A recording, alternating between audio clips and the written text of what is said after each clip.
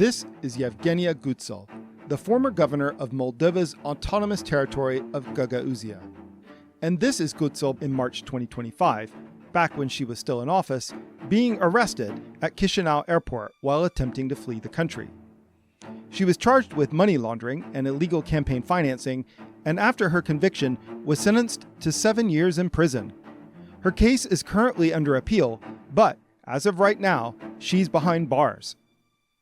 And this is Dmitry Konstantinov, the Speaker of the Gagauz Parliament, who was indicted for corruption in November 2025. Unlike Gutul, he managed to escape just a day before he received a 12-year sentence, and is currently hiding in the unrecognized Republic of Transnistria. And it gets worse. Gagauzia's parliament doesn't only have a corruption problem, it has a legitimacy problem. By law, Parliament had to hold new elections by the 16th of November 2025, but 2 months have come and gone since that deadline. Last week, new elections were announced for March, but Moldova's Supreme Court ruled these were set up improperly, and the elections are now postponed until at least May. It all sounds like utter chaos, and it is, but it would be wrong to say this has been caused by the people of Gagauzia. Its politics is being openly manipulated from a distance by a Moldovan billionaire and convicted bank fraudster who lives in Russia. Stay tuned, I'll explain.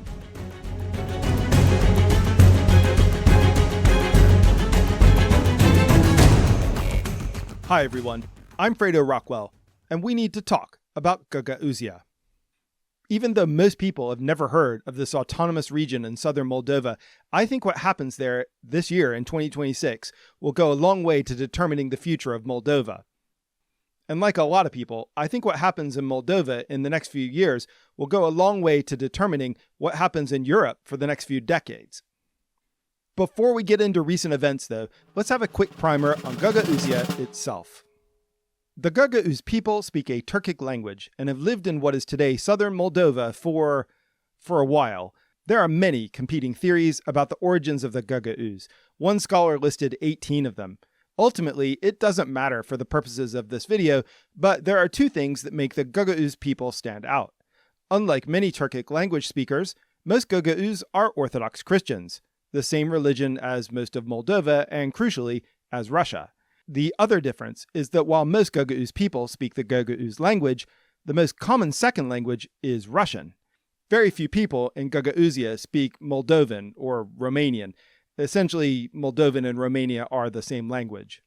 This means that the people of Gagauzia are, linguistically speaking, relatively isolated in Moldova, and this has become more of a problem over time as the Moldovan/Romanian language has become more dominant in Moldova. During the final years of the Soviet Union, to protect their culture and language, the people of Gagauzia declared what was first called the Gagauz Autonomous Soviet Socialist Republic, and later just the Gagauz Republic. For this reason, Gagauzia is often described as the second breakaway republic inside Moldova along with Transnistria, but I don't think that's entirely accurate. The leadership of Gagauzia never formally declared independence, and they never sought international recognition. There's an academic paper, which I've included in the pinned comment below if you want to check that out.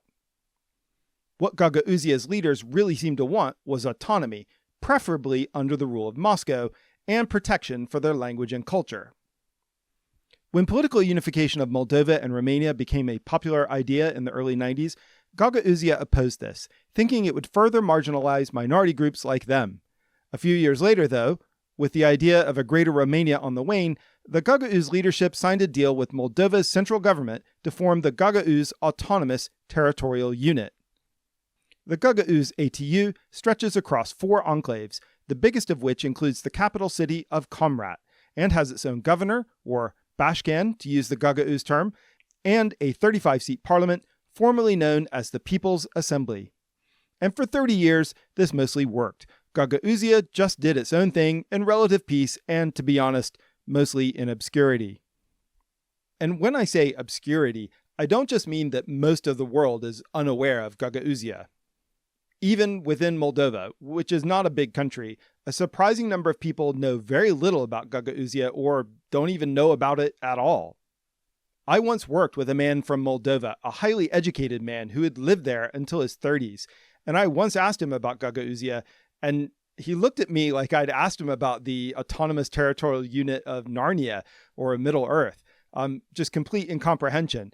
After a few moments, he sort of realized what I was talking about, and all he could say was that he didn't really know anything about it, and it was a matter of no real importance, and he just sort of hand-waved it away.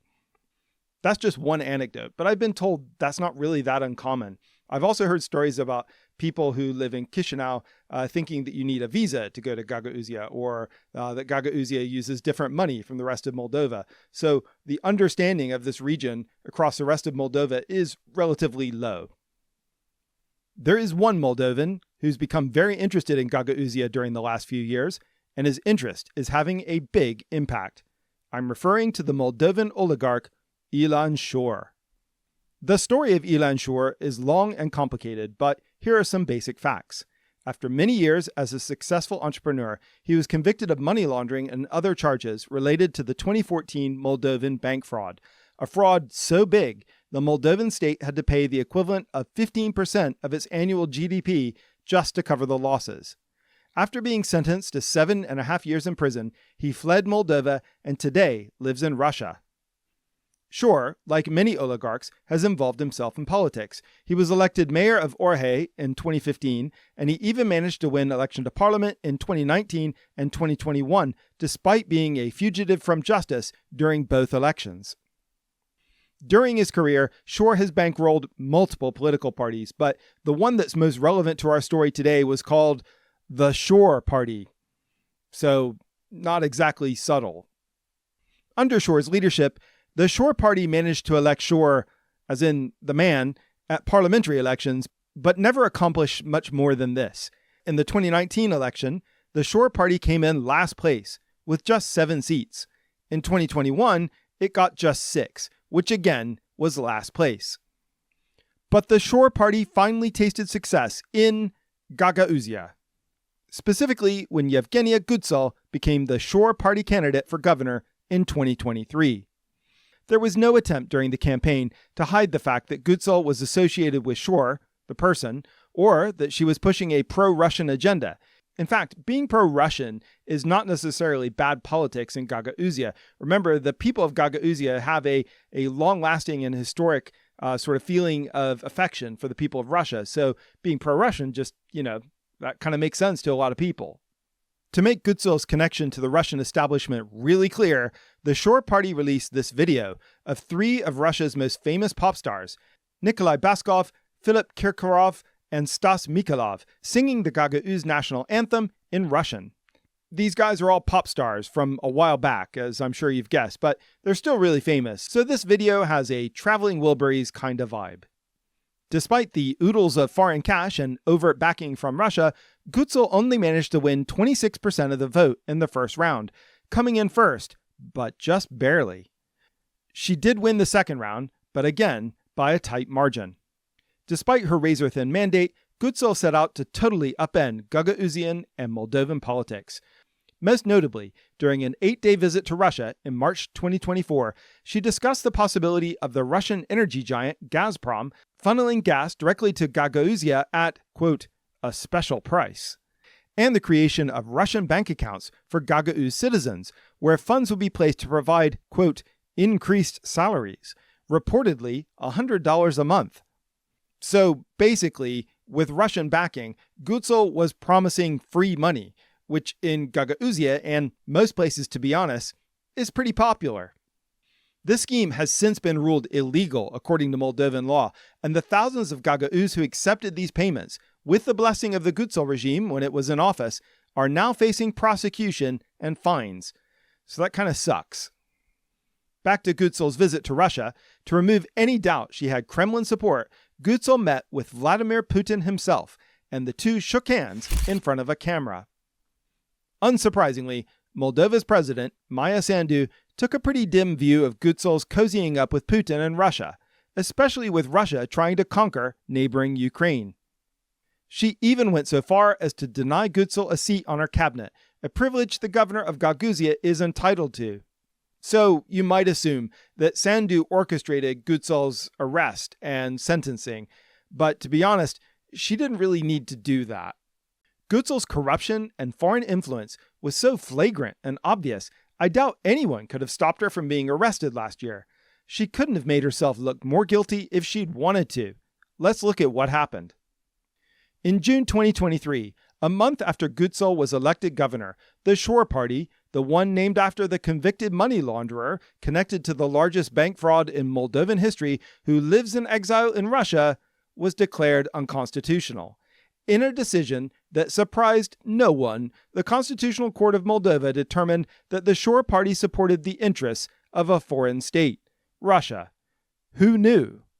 But that's not what got Gutul arrested. It turns out that authorities suspected that the Șor party, the one named after the convicted money launderer connected to the largest bank fraud in Moldovan history who lives in exile in Russia, was funded by illegal campaign contributions from Russia. I know, surprising, right? And Gutul was accused of using this illegal money in illegal ways, like bribing voters to support her. You know, free money. With the noose tightening, Gutul showed up at the Chisinau airport on March 25, 2025 for a flight to Istanbul. She was arrested and escorted to jail to face charges. And, as previously mentioned, she was convicted and is now, as they say here in the UK, doing porridge.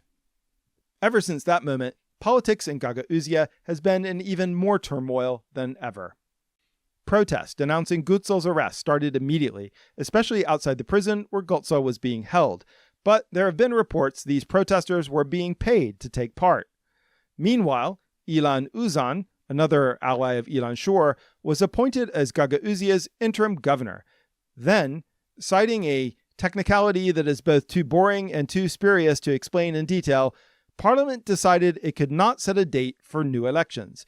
But the deadline for setting the election date and the deadline for actually holding the election passed months ago, and it currently looks like they will be held, at the earliest, at least 6 months late. And, as mentioned in the opening, the Speaker of the Parliament is now a fugitive hiding out in Transnistria after being sentenced to 12 years in prison himself. It's obvious that ever since Ilan Șor inserted himself into Gagauzian politics, the place has become a real mess. But why would Șor ever take an interest in Gagauzia in the first place? He's not Gagauz, and he has no previous connection with the region or the people who live there. I think the reason he's interested in Gagauzia is actually pretty straightforward, though.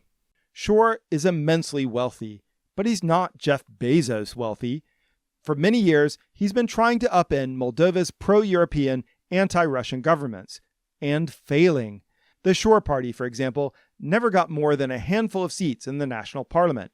Șor also bankrolled the opposition in the 2024 referendum on joining the EU and Maya Sandu's opponent in the simultaneous presidential election, as well as another pro-Russian party in the 2025 Moldovan parliamentary elections, and he's come out the loser every time. Not always by huge margins, but all of his attempts to take over Moldova directly have fallen short. Gagauzia, meanwhile, is the only place where Șor's shenanigans have managed to successfully influence an election. This is partly because there is a long-standing and historic pro-Russian attitude amongst the Gagauz people, but also because Gagauzia is small, not much more than 100,000 people. In other words, it's much easier and cheaper to buy a local election in Gagauzia than a national election across all of Moldova. And if you can keep Gagauzia in political turmoil, that makes it much easier to stop Moldova from making any real progress. And preventing Moldova from making any progress, especially if that progress is getting closer or maybe even joining the EU, that's a key objective for the Kremlin and its allies. The good news is there are Gagauz politicians who are willing to stand up to Șor and his cronies. Most notably, the MP Alexander Tarnavski, who has regularly opposed Șor's influence and, despite attempts to remove him, is still in office. Then there's the previous governor of Gagauzia, Irina Vla, who is sometimes portrayed as an enemy of Șor. I don't think she's a reliable force for good here, though. She campaigned on Russia's behalf in the last Moldovan parliamentary election and is currently facing international sanctions.